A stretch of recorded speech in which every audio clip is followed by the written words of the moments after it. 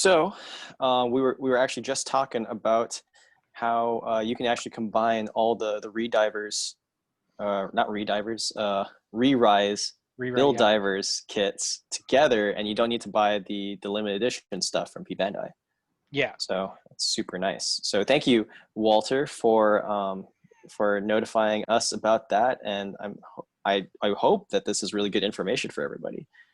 So yeah, I mean, that's one of the things that I noticed is that from time to time, if I can get you guys information, like I'm your like person on the ground, I can get you what you need. Dude, thank you. Thank you so much. And so for everybody else tuning in who doesn't really know about what all this is our dear friend Walter. He used to come to all the build meets a very, very long time ago. What, 2015 maybe? Yeah, I think my first build meet with you guys was in 2015. Right. Yeah. Okay. That's awesome. Yeah, and he's been with us ever since. You currently live where, Walter? So currently I live in Yokosuka, Japan. So I'm literally at the front lines of Gunpla and otaku-ness. That is amazing. And the last time that I went over to Japan, you actually took me to a couple of amazing places in Akihabara. Oh yeah, just there's so many like nooks and crannies in Akihabara where you can find unique and like older kits, as Hmm. well as you can find newer kits at a great price compared to like some online places.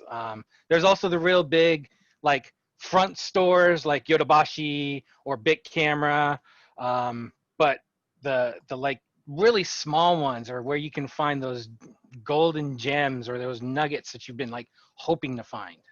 Yeah, and you took me to actually pretty much like almost all the stores. I mean, Yeah.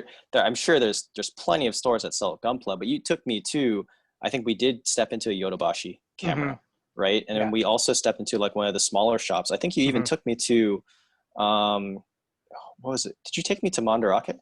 Yes. Yes. Yes. Okay. Yeah. And that was amazing.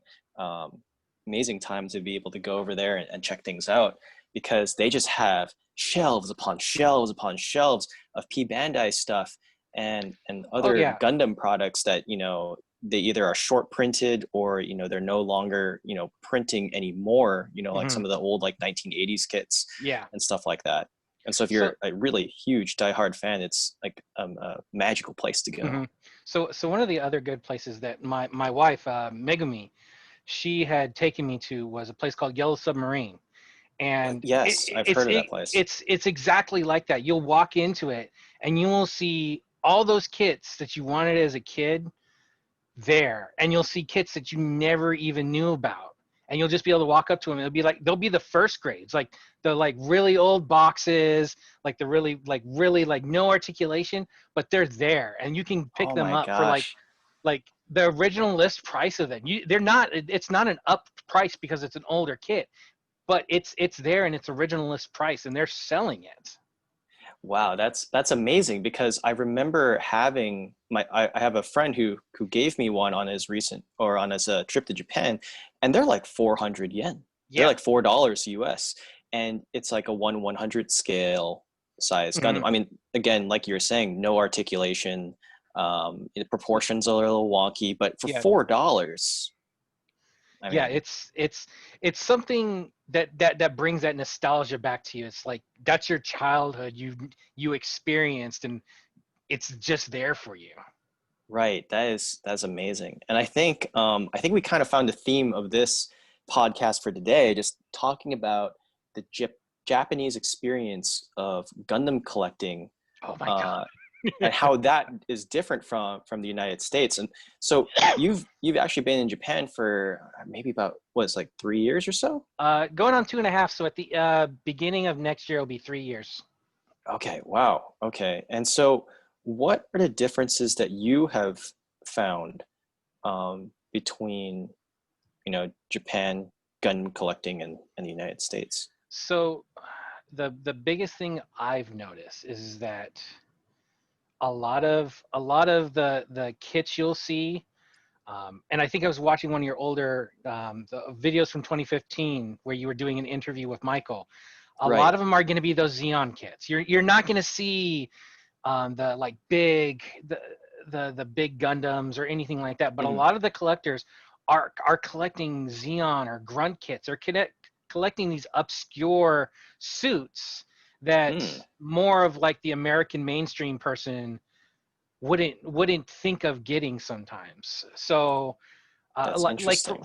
for instance, I've got all the like Gundam kits, but then I've got a few obscure like the Advance of Zeta kits. So Advance of Zeta is a Okay. really big thing over here in Japan. They're every time a P Bandai release comes out for Advance of Zeta, it's hot.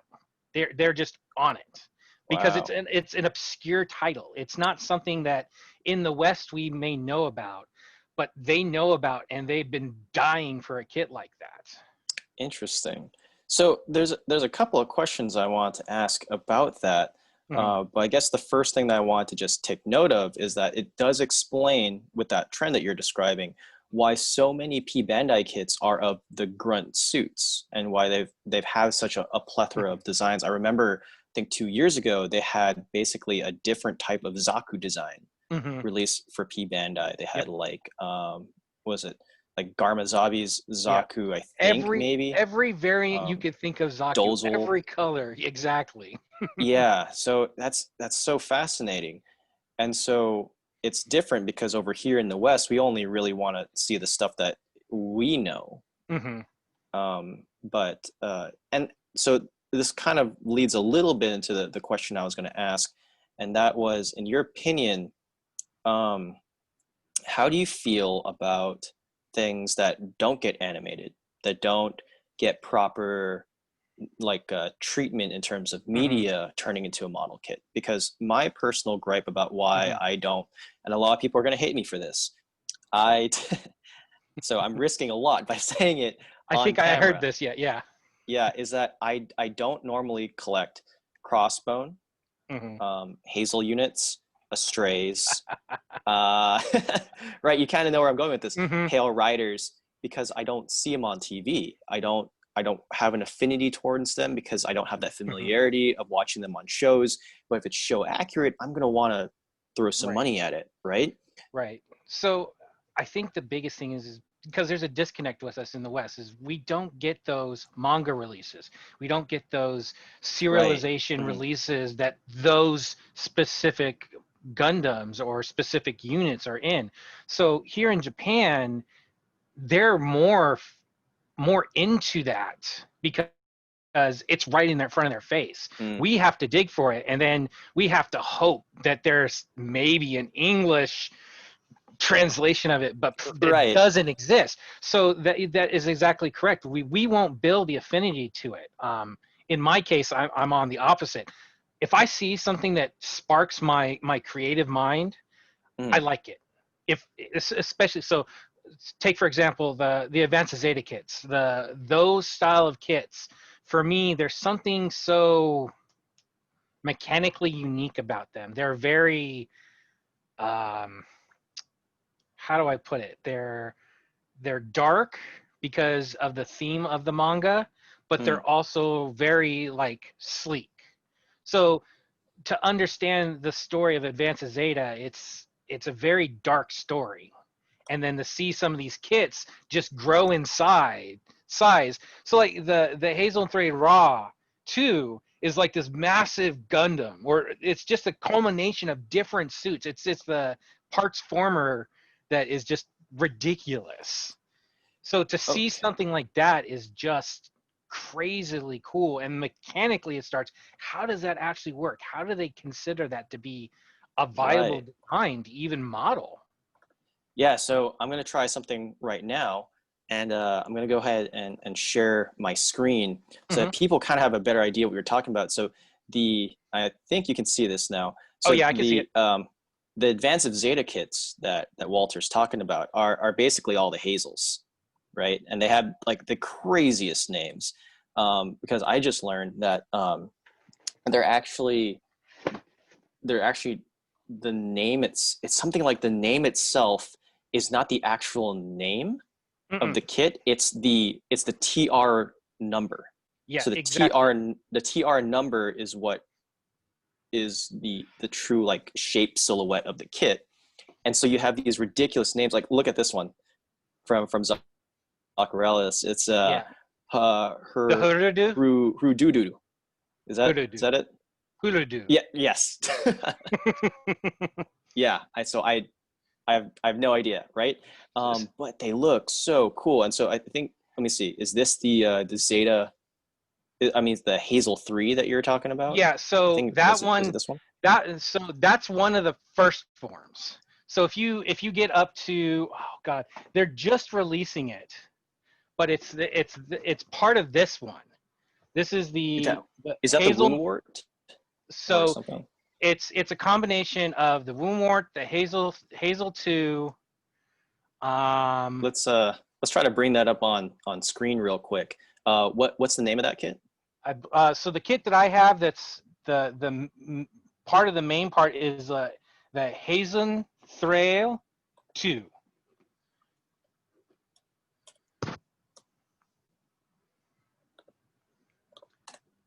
I assume it's a P Bandai, right? Yeah.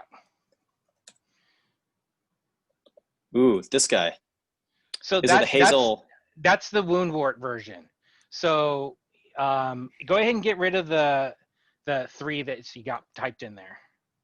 Get rid of that one. Where is it? TR6 Hazel 2? That's the second form of the Woundwort. So it's, hold on. Okay. Well, yeah. So as each kit puts on top of it, it keeps growing in size. So let's Yeah, go and back. they're all interchangeable and everything like Yeah, that too, yeah, right? pretty much. So here, I'll spell it for you. HAZE, Mm-hmm. comma N, or not comma, apostrophe N. So no L. Oh, interesting. And then it's Oh, Thrail, Hazen Hazenthale. Thully. Yeah, Or okay, it's this guy's. So yeah, Zacharias also has something yeah. like that, but it's So, right here. yeah. So, and again, it goes back to the advanced Asada flags. These kits just, as they keep growing on the original TR6 platform, they just keep getting bigger and bigger. And in the, I can't remember the name off the top of my head, but the final form of all this is this massive Psycho Gundam sized Gundam that's just this mix and hodgepodge of all these different TR6 and Woundwort. It's just enormous. And how did they even mechanically think that was going to be possible? Kind of thing. So what I'm hearing is that you're gonna make this. I Is that right? so in my culmination of, you know me, when I left San Diego, I had about 200 kits, unbuilt kits that I had to sell. Remember? Yes, And I do. of those 200 kits, I probably kept about 50. Well, since coming to Japan, that number has now enlarged again. I think I have somewhere around like 150 and a lot of duplicates, especially of the Advanced SATA kits, because I do want to put something like that together. Wow. Because So that's crazy, man. That's yeah, best because of luck to you, yeah, to be I've honest. I've always been amazed at like larger mobile suits like the Dendrobian. I've Hmm. always loved foothold type weapons. So it's these massive kits like the New and Zeal, Dendrobian, the Psycho Gundam, all these big kits, like in world theory. Where did they think that this huge mechanical monstrosity would be the right choice for that situation? Where did they think the Dendrobian or the New and Zeal would be that mobile suit that would turn the tide of battle for them, kind of thing? Interesting. Yeah, that's very admirable. Mostly because I know that your pocketbook is going to suffer just a little bit from. Yeah, this pretty this much. this type of interest. So Yeah. actually, speaking of pocketbook, I wanted to kind of ask about two things: Mhm. um, accessibility and Okay. price. So the rumor goes that if you go to Japan, the home of Gunpla, that Mhm. everything will be a little bit cheaper. And then for the accessibility part, there is a Mhm. rumor that I've heard from a lot of my friends who go to Asia pretty often, that because Japan is the home of Gunpla, that they need to find a way in order to make things, not oversaturated in terms Mhm. of like the market's not oversaturated with their product. So sometimes they'll, withhold stock intentionally every other week or so that they can kind of keep their prices, Mhm. relatively high. What do you know about these two? So Um, the biggest thing I've noticed is that I can go right down the street to a bit camera, a Kojima, mm, and they've got a wall of Gunpla. mhm, And the first thing I notice is the price. Is their prices are what I would expect for a Gunpla kit. They're not overpriced, and this is Kojima is a big electronics, home appliance, and like everything brand type of store here in Japan. mm, So you would think a store like that would want a price on their items, but they're literally at the suggested price in yen, which I find, which when I first bought like 20 kits from there, I only ended up spending like probably 110 US dollars. really? Yeah. Am So I these are am I high hearing grade. that right? Yeah, these are high grade kits. So I didn't. Still, Yeah. So that's these were. what? So the thing is they were also doing a promotion and a sale at the time. Okay, but that's still, you said $110, Yeah. right? And you bought So like it. 20 kits. It's like Yeah. In. $5 a kit. Yeah. So in yen, I'm doing a podcast. I'm okay. That was the wife. Oh yes.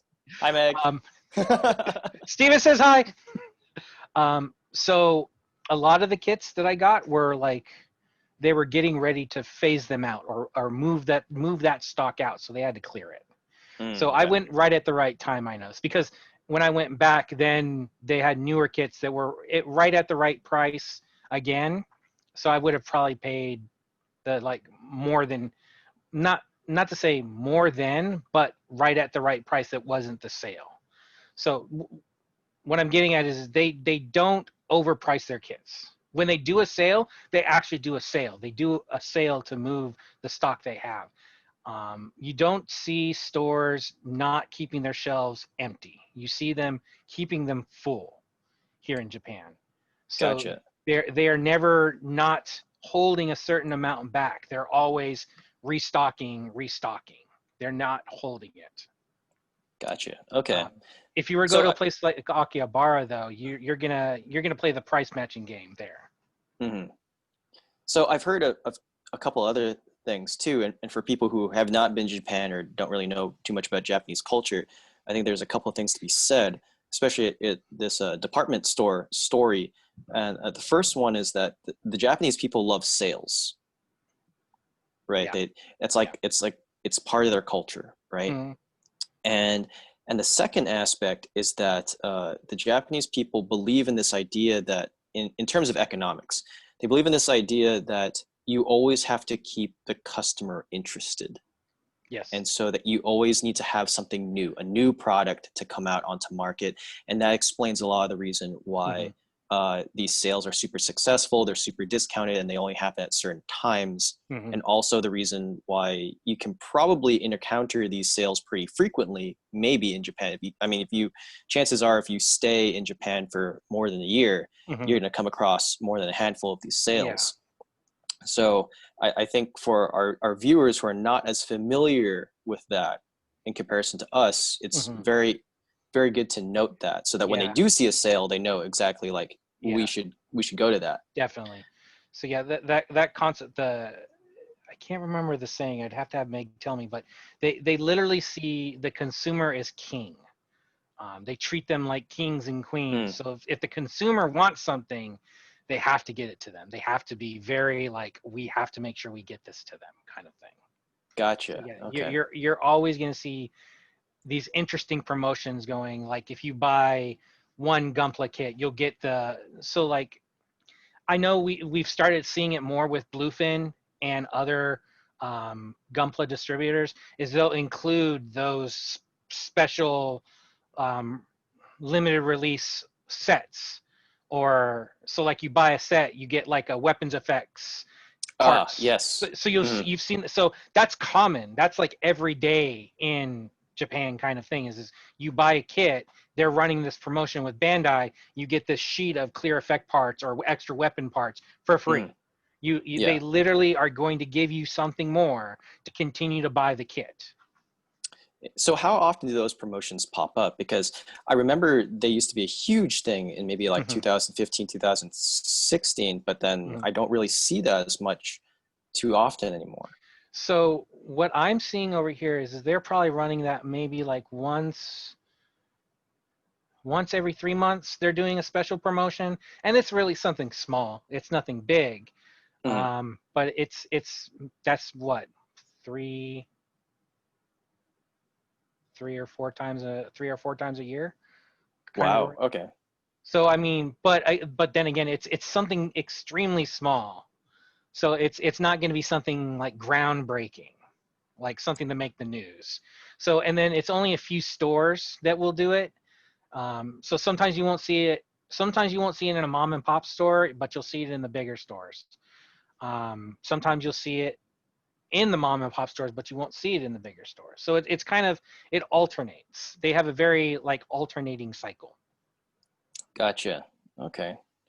That's very interesting. Very interesting stuff.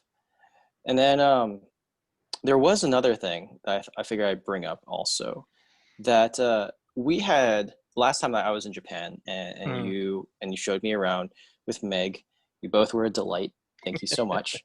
thank you. Um, yeah, but we had a very interesting discussion about Akihabara, Oh yes. and I think I want to save that for another video, Okay. just to kind of tease that for a little bit. So I'm gonna stop the recording here, Mm, and so thank you so much, Walter, for all of that. thank you. I'm gonna cut the video now, and we'll see everybody next time.